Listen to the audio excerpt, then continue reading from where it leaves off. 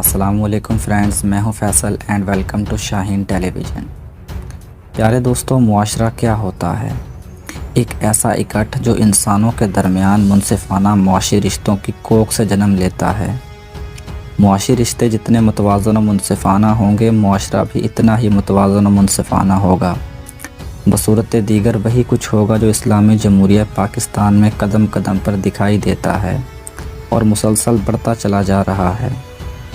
مثلاً کبوتر بازی سے منع کرنے پر چھوٹے بھائی نے بڑے بھائی کو قتل کر دیا، جائیداد کے جھگڑے پر بیٹے نے باپ کو قتل کر دیا، والد نے بیٹی کا شناختی کارڈ بلاک کرا دیا، پولیس کے ہاتھوں طالب علم کا قتل، ماں نے چھٹی منزل سے بچی کو پھینک کر چھلانگ لگا دی۔ کہتے ہیں دیگ کے چند دانے چکھنے سے ہی پوری دیگ کا اندازہ ہو جاتا ہے۔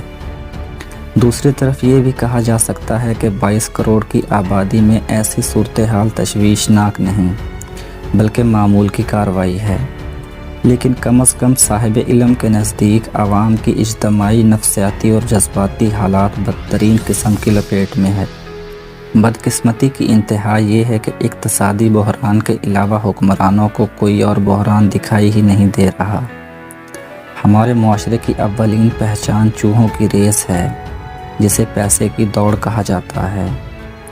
دوستو، امریکہ جیسے ملک میں بھی ڈالر خدا سمجھا جاتا ہے، لیکن کوئی کسی امریکی کو کیمیکل سے دودھ بنانے، 2 نمبر دوائیاں تیار کرنے، پریشر سے پانی انجیکٹ کر کے گوشت کا وزن بڑھانے، گڑ سے جعلی شہد بنانے کا مشورہ دے تو سیدھا تھانے جا کر رپورٹ کرے گا کہ فلاں فلاں یہ شیطانی منصوبے بتا رہا ہے۔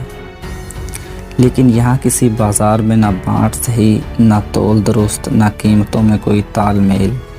ایک بازار، ایک جنس، لیکن قیمت مختلف۔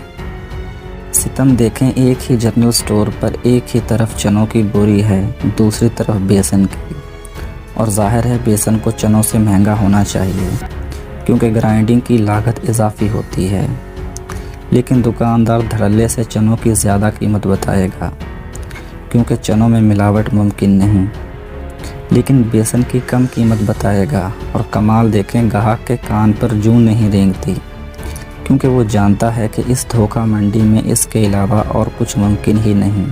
اس قسم کے معاشرے میں رشتے اتنے ہی وحشیانہ اور سفاکانہ ہوتے ہیں جو ویڈیو کے آغاز میں عرض کیے، اور خدشہ یہ ہے کہ یہ وحشت اور سفاکی کہیں سارے ساؤنڈ بیریئرز ہی نہ توڑ دے۔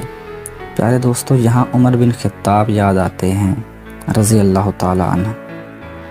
اپنی تاریخ ساز خلافت کے ابتدائی دنوں میں بازار سے گزر رہے کہ ایک دکان پر نظر پڑی جس میں کھجوروں کی 3 ڈھیریاں بہت نمایاں تھیں۔ آپ رک گئے، کچھ دیر سوچا اور دکان پر تشریف لے گئے۔ دکاندار سے سلامتی اور خیر کے بعد پوچھا، ان تینوں ڈھیریوں میں کیا فرق ہے؟ دکاندار نے کہا، یا امیر المومنین، ایک ڈھیری درجہ اول، دوسری ڈھیری درجہ دوم، اور تیسری ڈھیری درجہ سوم کھجوروں کی ہے۔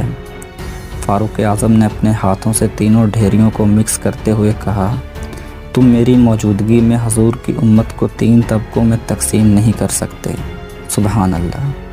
پیارے دوستو، تاریخ کی بہت سی باتوں اور واقعات کی ایک سمبولک ویلیو ہوتی ہے۔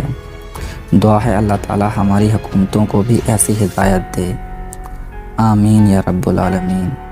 السلام علیکم۔ پاکستان زندہ باد۔